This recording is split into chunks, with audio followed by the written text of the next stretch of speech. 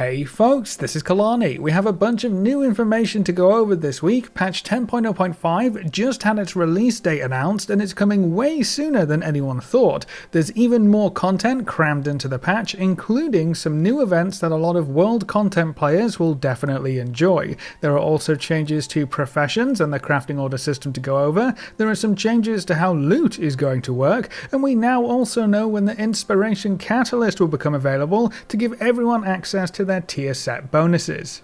Like I said, there's a lot to go through, so let's break it all down and see when the very first content patch of Dragonflight will go live. Now before we jump in, be sure to hit up that like button and subscribe so you never miss another video. Let's kick things off with the big news. Patch 10.0.5 has a release date, and it might be sooner than a lot of players thought. Patch 10.0.5 will hit live servers on January 24th, so that's less than 2 weeks away. A lot of players were expecting to wait until at least February for the patch to land, but it looks like Blizzard is well on their way to delivering on that massively ambitious roadmap of 6 patches within 1 year. Obviously, this is only 1 out of 6, but getting it shipped in the very first month of the year leaves plenty of time for everything else. This patch is going to include the trading post, but that will be slightly delayed until February 1st because it is a monthly thing, and starting it up halfway through a month doesn't really make too much sense. We will also see some new content in the Primalist future area, lots of big class changes, new rare monsters, some huge transmog changes, lots of new cosmetic options, quite a few changes to professions, new functionality in the edit mode, and so much more. There's actually a lot coming with this patch, considering it's just a small 0.5 patch, and it's releasing very quickly when you consider that Dragonflight only launched about 7 weeks ago. That's a pretty quick patch, but keeping the content flowing is going to be key to this expansion's success, you mark me, and they're off to a great start.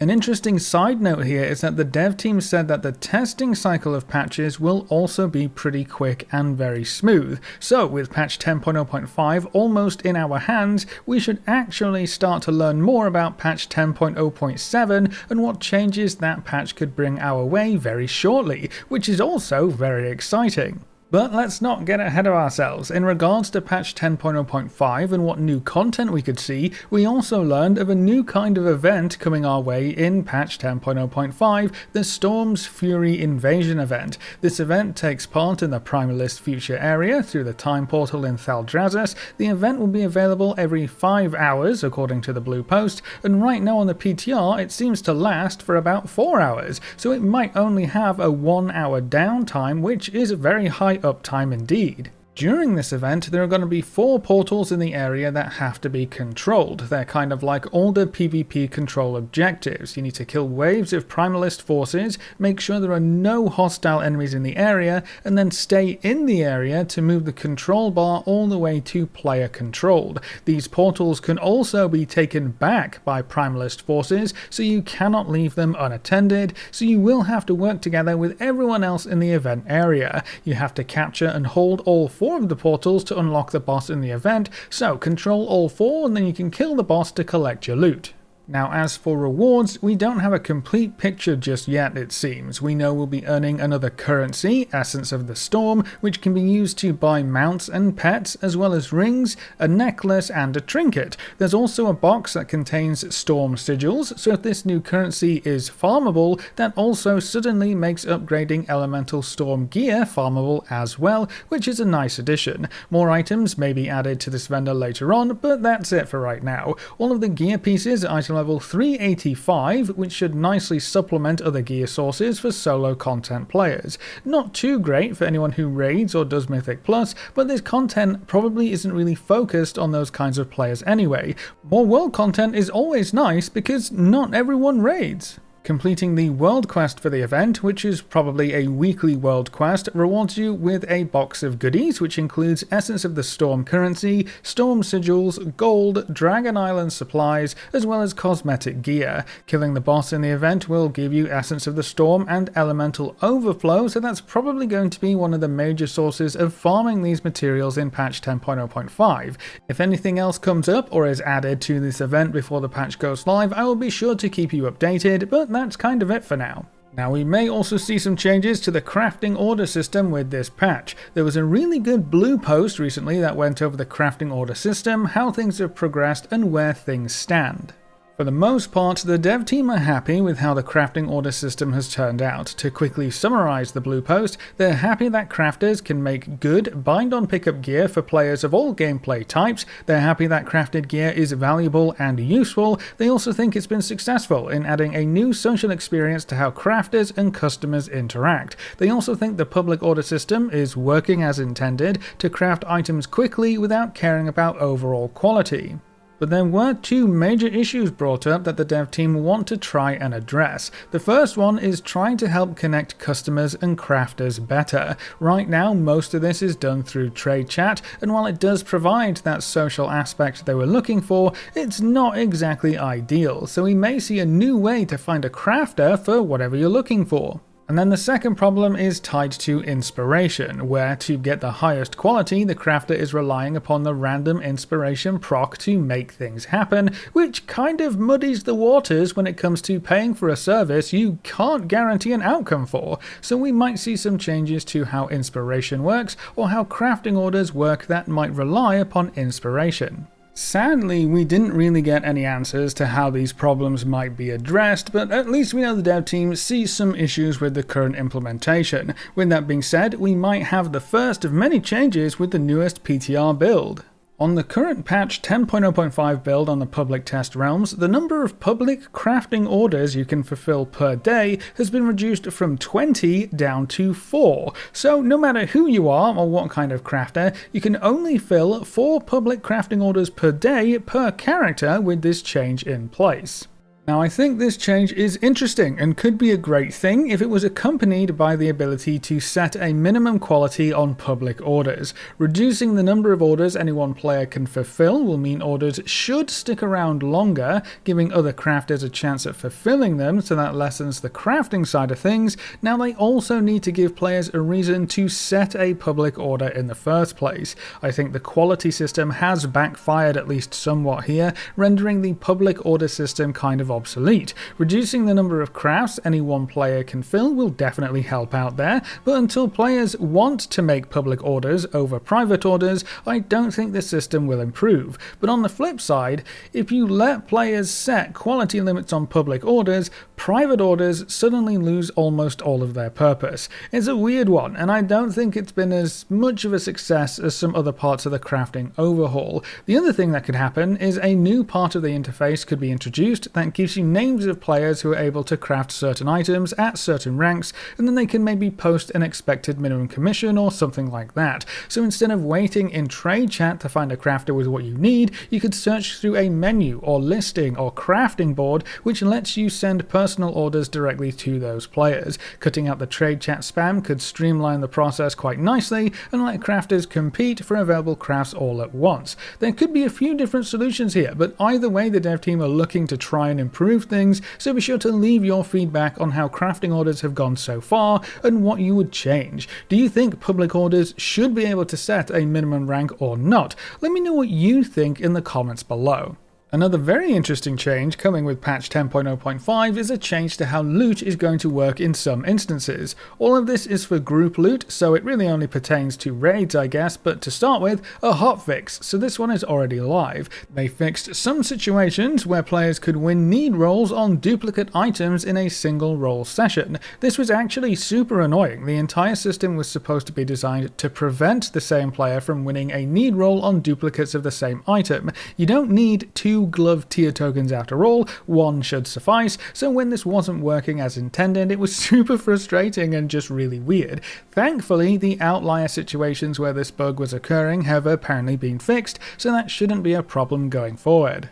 As for patch 10.0.5, there are a few other changes coming. They fixed an issue where players would get less loot than they should have in certain raid sizes, so if you aren't getting quite as much loot as you were expecting, this could have been the main contributing factor, so that's been fixed. Fixed an issue where players could roll need on set tokens unconditionally. Now the loot system will look at both the tier token as well as the set piece it creates, and see if you own the exact piece or a more powerful variant when deciding if you can need on the token. So if you have have a normal tier piece, you won't be able to roll on that same normal tier piece again. But this also sounds like if you have a heroic tier piece, you won't be able to roll on the normal tier piece either.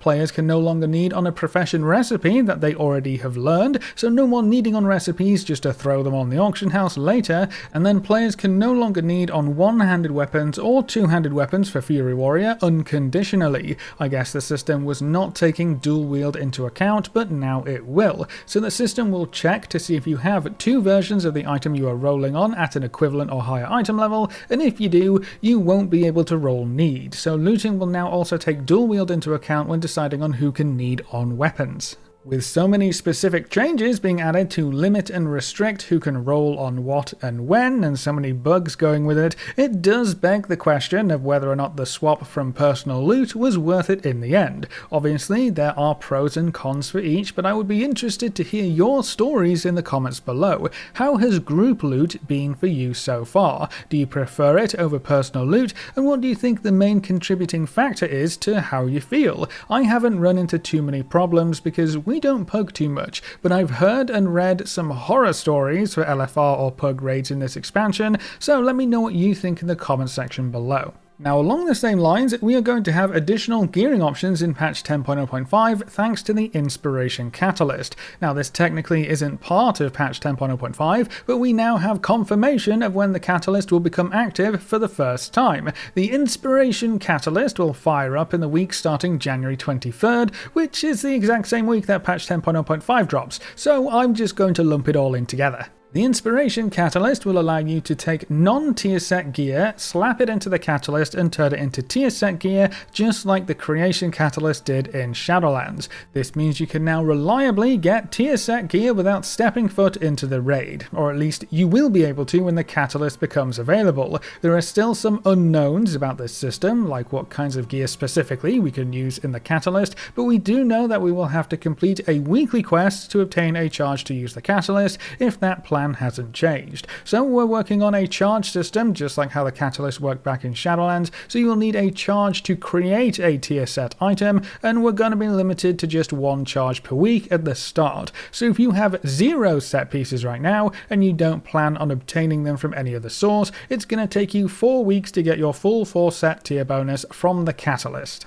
The main thing we don't know for sure is what kind of gear we can use in the Catalyst. Now, for starters, we know that raid gear, Mythic Plus gear, and rated PvP gear should be a given. Those were the main types of gear the Catalyst is designed for, so those should be fine. But there are 3 other types of endgame gear in Dragonflight: the Elemental Storm gear, the World PvP gear, and crafted gear. We know from interviews with the dev team that crafted gear will not be eligible to be upgraded or changed with the Catalyst, so that one is out of the window, but that leaves these 2 solo player focused gearing up methods: the Elemental Storm gear and the World PvP gear. They're a bit of a wild card right now, but I will say with more content coming our way that focuses a bit more onto the Elemental Storms and that gearing path in patch 10.0.5, I bet that gear set will be included for sure.